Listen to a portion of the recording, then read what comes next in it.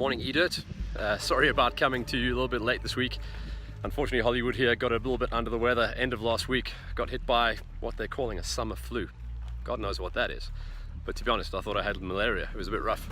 Anyway, unfortunately, I had to miss out going up to the final round of HH60. This is what I've been building up to as my final working event of the year. But good reports back coming in from a couple of the riders, good buddies of mine, Taki Bodgiages, Heinrich Aust, all the boys up there representing. Not a massive gate, good numbers, but not a massive gate. And we definitely had some good racing. I still say this is the most raceable track out there in Enduro Cross. You know, it's been a couple of years. Enduro Cross has been kind of trying to get a hold of itself in South Africa. 2 years ago we were flirting with the idea of bringing it in as a national challenge and obviously building it up to a national competition so we could actually name a national Enduro Cross champion. We know that Blake Goodside is obviously waving the flag for us on the international stage, and straight after Roof he'll be going across and once again trying to defend his title as junior world super enduro champion, and we wish him all the very best of luck. On that actually, I need to update a few things. I was sold a bit of a dummy. I thought that Billy Bolt was going to be making it across for Roof.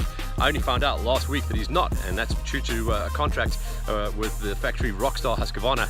He's committed to going and racing in the World Super Enduro Series, so unfortunately he did his last outdoor event last weekend, did pretty good as well, and he's now unfortunately going to miss Roof because of going to the indoor series. So we wish Billy and the Rockstar Husqvarna squad the very best of luck, but of course we'll still have Jarvis across here for that squad, seeing what he can do.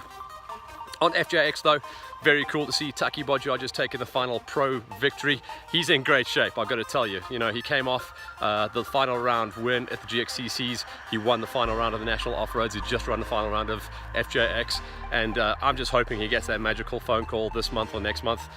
He's one of those riders that he's done his time. It's time to get picked up by a factory deal. He's really a good rider, and I can only do my best to promote him. He does his best to promote the sport. He works really well with all the junior riders up there, and yeah, I think it's time for him to get picked up. He's committed to doing another season on the 250s as well, so let's see if hopefully he can get at one of the factory rides that is potentially kicking around out there. We're coming up to silly season. Let's get back on point though. FJX, real good race. De Bruyn did enough to win the championship in the high schoolers. I haven't got all the full breakdowns, and it's a little bit weird, a little bit of a scrappy Hollywood Hills this time around. It is tough when I'm not at the event to get all of the information, but that is us wrapping up the year. I mean, FJX, that was my last event on the calendar. After this, it's just 2 weeks until we go up to Roof, or early Roof, and yeah, it's just a little bit strange for me. It's still a kind of a weird year, 2017, to be talking to you guys at the very beginning of November saying that we're wrapping up shop in 2 weeks time for the year. It's almost unheard of, and the reason for Roof being wrapped up early is to try and accommodate the more international stars, to make sure that they're not going to get impacted. Yeah, I just mentioned that we lost Billy Bolt, but within reason, there was a little bit of wiggle room that he potentially still could have done Roof and then gone across and focused on his super enduro season, and it's maybe something that the guys are going to be looking at going forward into the future. But for now, a little bit of a scrappy short Hollywood Hills here, but we've got a little bit of bonus package here as well, because remember a couple of weeks back I lined up to race for the last round of the GXCCs in the mud bath.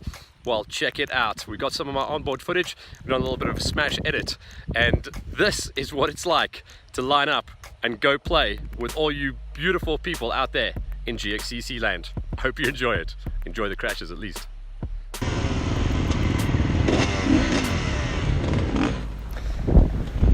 So as you can see, lining up on a GXCC, a little bit nervous. First pump to a good butt on the right hand side. I actually didn't know it was Lee Thompson until after I'd done the ride and the shoot. But a little bit of nerves kicking in there.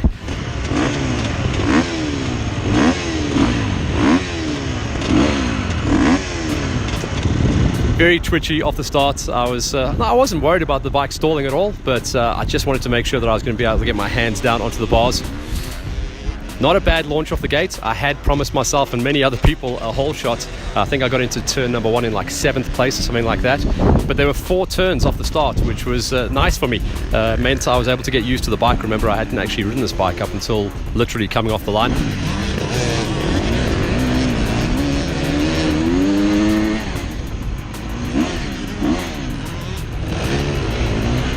Didn't do too bad a job. Eventually got into the mud, around about 5th wheel, something like that. I had walked through the mud and I had a line picked out on the left hand side, but as you can see, I got blocked off and got sent right down the middle of the channel. And that meant it was just deep water and mud. Almost crashed it off there. My feet got blown off by the sheer power of the water coming off the front wheel. And I think I popped out of the mud bog in around about 4th or 5th place.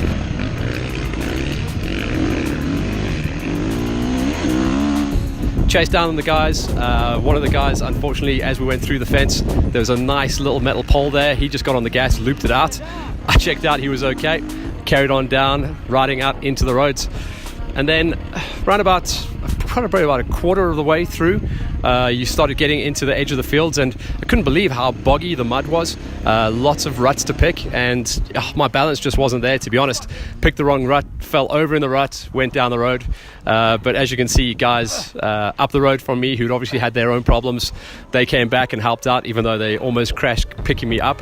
And then the guys behind me were very patient. I actually found out afterwards it was the Giannicaro brothers, and we ended up riding most of the rest of the lap together, actually, which was quite a good bit of fun. Come on, you big bitch. Shot, boy. Hey, I got you. That's right. Yes. Shot. Oh, I'm fucked. That's white. Yes, yes. Shot, boy.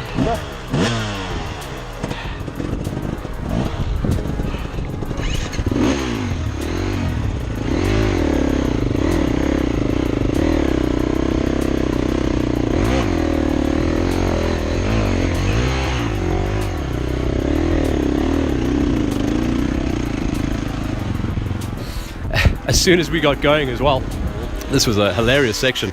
I think it was Ricky Giannicaro. He got going, got out in front of me into the next mud bog, got himself crossed up, and I was right in his tail. I had nowhere to go, so plowed down the road once again. And that was kind of the story of my lap as well. I think I crashed around about 3 or 4 times. The rest of the lap felt good, and I really started loosening up towards the end of the lap in the mealie field section around about 10-15 k's before the finish. But I tell you what, GXCCs, you cannot beat it, and it was a great experience. Thanks to everyone, Lawrence Mahoney and all the GXCC crew for allowing me to line up, of course the race officials for allowing me to wear the GoPro, and then as well as the guys from Polysports, from Cameron Becker, from the Basefit QCOM E&D squad for letting me use his spare bike. It was an absolute rip, and to Jim for hooking me up with some fresh Thor kit. It ain't fresh no more, but that's what a GXCC looks like in a heartbeat. I'm a goon, hey. Yeah, unfortunately a little bit of time off the bike, it doesn't pay, you know, not the best out of the gate. A little bit of smashing, crashing in the mud. But I've got to tell you, I had a really good time, and thanks once again to Lawrence Mahoney and everyone who's behind that GXCC tour. They really are fun events, very well marked, very easy to ride, and everyone who lines up with you could see, I mean, I knew a couple of the guys on the gates, but I didn't know a couple of guys as well, and you know, everyone's out there to help each other. It's just a fun situation. So what's coming up? I always say that, what's coming up? Well, literally all that's coming up is Roof of Africa. But before Roof of Africa, next week what I'm going to be doing is going around to see Francisca at KTM and Fred Fensham over at Husqvarna, because they've just taken delivery of their international riders' bikes. They're going to be uncrating them next week, and Hollywood Hills is going to be there to show you all the rock and roll bikes, possibly 2019. 2019s. We know they're going to be early 2019, maybe development models, but we're going to see what the factory boys are going to be riding to see what they can walk away with at this year's Roof. So watch out next week. It's an exclusive Hollywood Hills as we uncrate the pro bikes. As always, guys, as we sign off, don't forget to support those who support us. That is all of our sponsors, the guys up at Vans Racing. Husqvarna, they've still got their 2018 range lined up with free sets of motocross riding kits, so go see those guys. EMD are running their tire and their lubricant specials under the Metzler and Motul flavors, so go and see those guys, and I know they've got a ton of blowout stock happening over this closed down period as we run up to Christmas 2017. Basefit as well, we know that they're going to be throwing out some specials going forward into 2018, but for now, if you want to get yourself riding fit, go see the guys at Basefit. Other than that, QCon, thanks for all your support as always. Hollywood signing off.